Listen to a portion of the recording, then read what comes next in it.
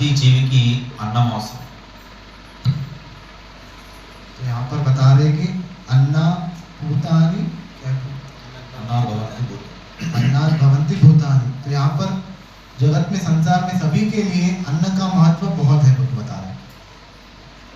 సరే, ఎవరైనా కీర్తించండి, ఆయనకు బట్టలు ఇవ్వండి, లేకుంటే ఆయన్ని ఒక మంచి సింహాసనం పైన పెట్టండి, పూలమాల వేయండి, అభిషేకం చేయండి, కిరీటం పెట్టండి, వజ్ర వైడూర్యాలతో అభిషేకం చేయండి, ఏం చేసినా ఒక పూట భోజనం పెట్టకపోతే అవన్నీ. तो अगर आप किसी को बुलाकर उसको बहुत सारे गहने देंगे, कपड़े देंगे, या फिर हीरो से बना हुआ जो मुकुट है वो भी पहनाएंगे, लेकिन अगर उसको आप अन्न नहीं देंगे, खाना नहीं देंगे, तो उसका जीवन वहीं पर समाप्त हो जाएगा। సో అవన్నీ ఏం చేయకపోయినా తృప్తిగా కడుపునిండా భోజనం పెడితే ఆయన తృప్తి పడుతుంది. अगर आप उसे कुछ भी नहीं देकर सिर्फ पेट भर खाना खिलाएंगे तो वो संतुष्ट हो जाएगा। సో ఇక్కడ ఈ ఆహారము, ఈ యొక్క జీవకోటికి ఆహారము ఎవరు సమకూరుస్తున్నారు? तो यहाँ पर ये जीव कोटि है जो संसार चल रहा है, ये सबको अन्न पहुंचाने वाले कौन है? कौन है? ప్రశ్న చెప్పండి. భగవంతుడు, దేవాదేవుడు. ఎస్. ఎలా? దేవతల ద్వారా. Very good. ఎలా? దేవతలు ఏం చేస్తారు? మనకు రైస్ బ్యాగ్ పంపిస్తారా? వర్షాన్ని చేస్తారు. ఆయుష్. సో వర్షం ద్వారా. సో ఈ రోజుల్లో వర్షం పైన ఆధారపడి వ్యవసాయం ఎంతమంది చేస్తున్నారు? ఎంత పర్సంటేజ్?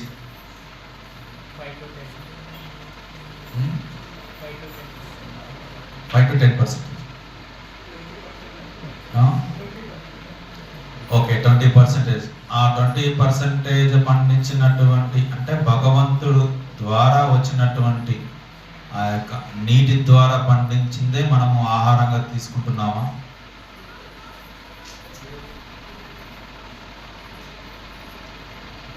సో ఇక్కడ రెండో విషయం చెప్పారు.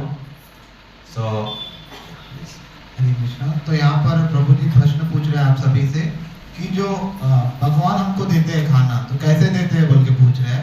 तो बहुत सारे भक्तों ने उत्तर दिया कि वर्षा के रूप में आएगा। तो वर्षा के रूप में आने से कितने लोग वर्षा पर ही खेती कर रहे हैं आजकल भारत देश में। तो ये भारत देश में नहीं, पूरे वर्ल्ड में भी अगर वर्षा के दौर पर खेती की जाए तो 5 to 10% से ज़्यादा कोई भी खेती नहीं कर रहा है। तो सभी लोग क्या है, जो भी दूसरी व्यवस्था है उस पर ही आधारित है। రెండో వ్యవస్థ ఏంటి?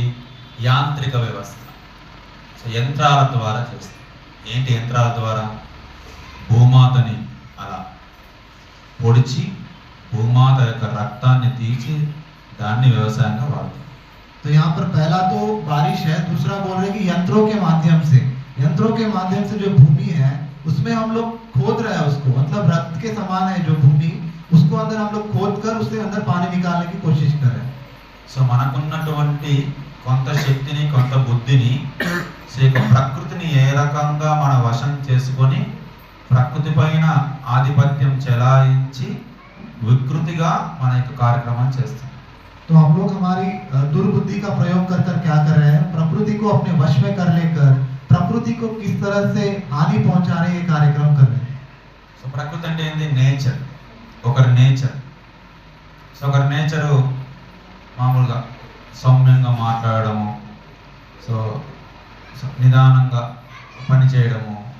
దాన్ని ఏం చేస్తున్నామంటే మనము ఆయన్ని రజోగుణంగా మాట్లాడే విధంగా చేస్తున్నాము, హడావిడిగా పని చేయని విధంగా చేస్తున్నాం. అంటే ఆయన యొక్క నేచర్ని మనం మారుస్తున్నాం.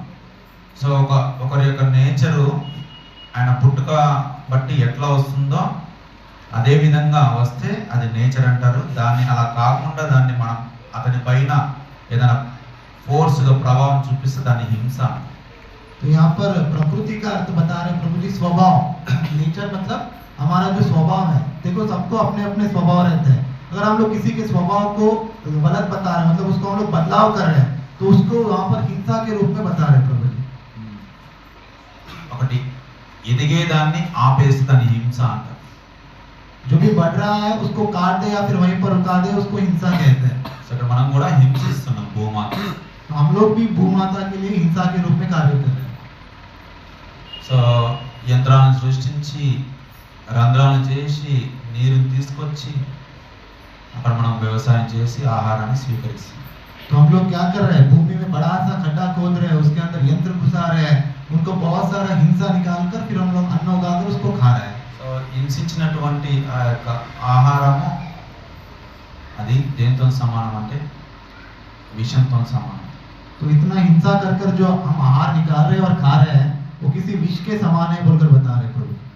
కానీ సహజంగా భగవంతుడు వర్షాన్ని కురిపించి ఆ వర్షం ద్వారా మన పండించి తీసుకుంటే అది మన యొక్క శరీరానికి ఎంతో లాభాన్ని చేకూరుస్తుంది. तो वही सहजता से जो बारिश गिरता है, वर्षा होती है, उससे द्वारा जो फसल होता है उसको हम लोग अगर लेते हैं तो हमारे शरीर में जो पोषक तत्व है वो हमको प्रदान होंगे.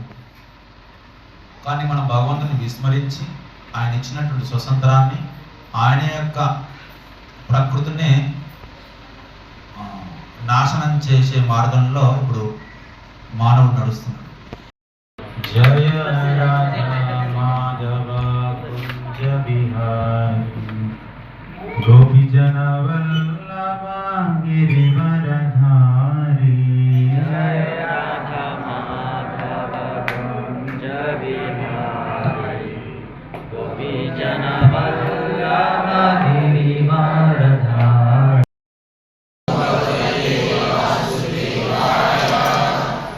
ఓం నమో భగవతే వాసుదేవాయ.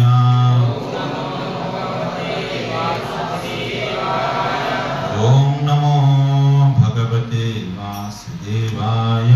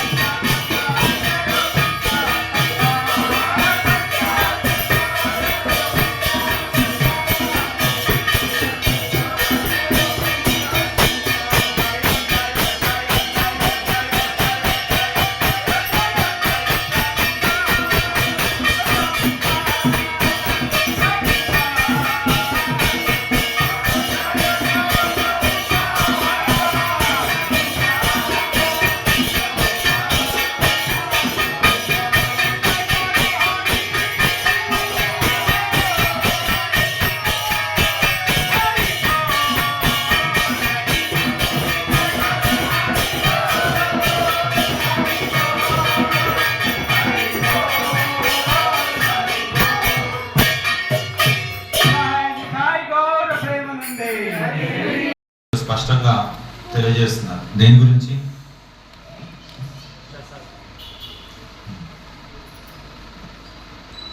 మన ఆహారం గురించి చెప్తున్నారు. ఆహారం.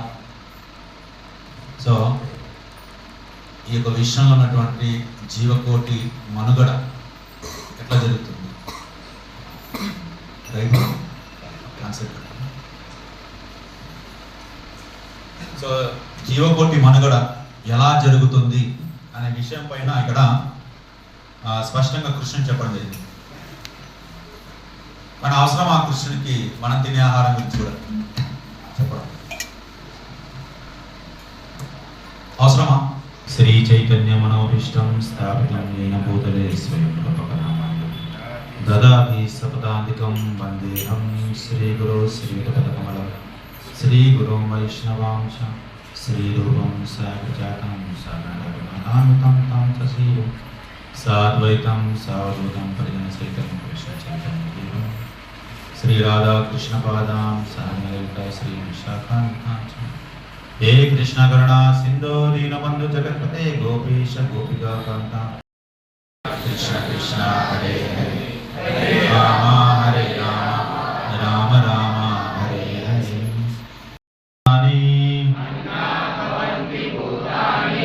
अन्नात् भवन्ति भूतानि परिजन्य अन्न संभवः यज्ञात् भवन्ति पर्जन्यो यज्ञकर्म समुद्भवः अन्नात् भवन्ति भूतानि परिजन्यादन्न संभवः यज्ञात् भवति भूता पर्जन्यो यज्ञकर्म समुद्भवः। స్వాగతం, సుస్వాగతం. సో ఈరోజు మనం చర్చించుకునేటువంటి శ్లోకము భగవద్గీత 5వ అధ్యాయం 3 కర్మయోగము శ్లోకం 14. 1, 3, 14.